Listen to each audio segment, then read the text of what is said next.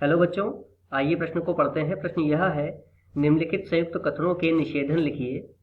और एक संयुक्त कथन दे रखा है, सभी वास्तविक संख्याएं परिमेय या अपरिमेय होती हैं। आइए सर्वप्रथम प्रश्न की मुख्य अवधारणा को जान लेते हैं। मुख्य अवधारणा। देखिए, जब भी हमें कोई संयुक्त कथन दिया होगा जिसका हमें निषेधन लिखना है, तो सर्वप्रथम हम उस संयुक्त कथन के घटक कथनों को लिख लेंगे अलग अलग करके। इसके पश्चात उसका निषेधन करेंगे। तो देखिए, निषेधन क्या कहलाता है कि किसी भी कथन को नकारना निषेधन कहलाता है। और निषेधन करने के लिए मुख्यतः 3 तरह के तरीके हैं, जिनमें से देखिए पहला तरीका यह है कि हम कथन को नकार दें नहीं है से। कथन लिख दें और लिख दें नहीं है। दूसरा तरीका यह है कि हम लिखें यह असत्य है कि, यह असत्य है कि, और इसके बाद में कथन लिख करके उसको नकार दें।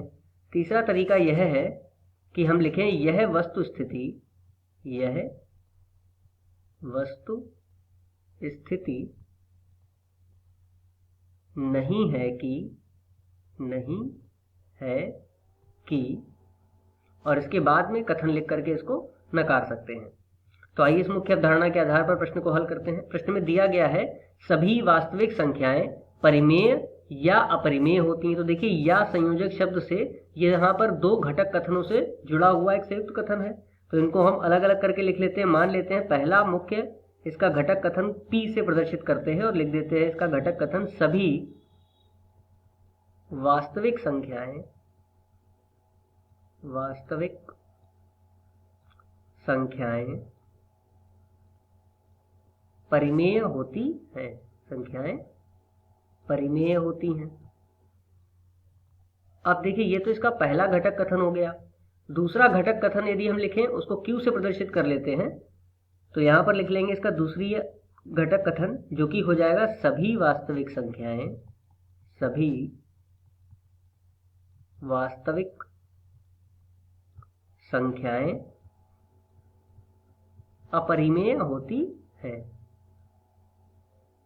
ये इसके दोनों के क्या हो जाएंगे, घटक कथन हो जाएंगे, अपरिमेय होती हैं। अब हमें इनके निषेधन लिखने हैं। तो क्या करेंगे, देखिए यहां पर इसका निषेधन लिख लेते हैं। P का निषेध कथन होगा, इसको P नहीं से प्रदर्शित करेंगे और इसका निषेधन हो जाएगा सभी वास्तविक संख्याएं, वास्तविक संख्याएं परिमेय संख्याएं परिमेय नहीं होती हैं। तो ये इसको नकार देंगे, परिमेय नहीं होती है। और इसी प्रकार हम Q का भी निषेधन लिखेंगे, जो Q कथन है उसको भी लिख देंगे।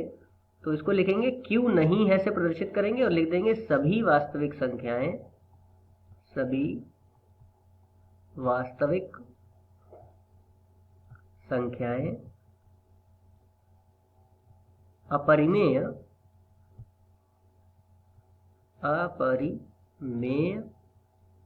नहीं होती है।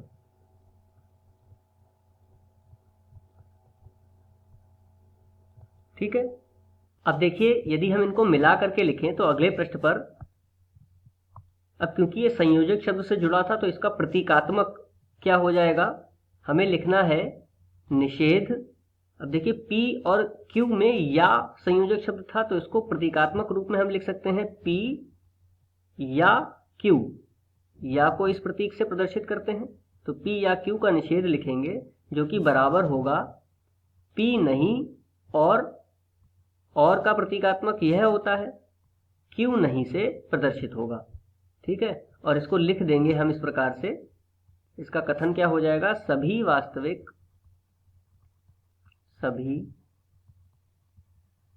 वास्तविक संख्याएं परिमेय नहीं है, परिमेय नहीं है, और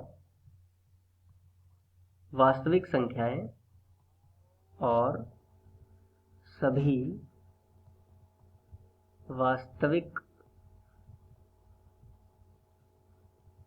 संख्याएं अपरिमेय नहीं है।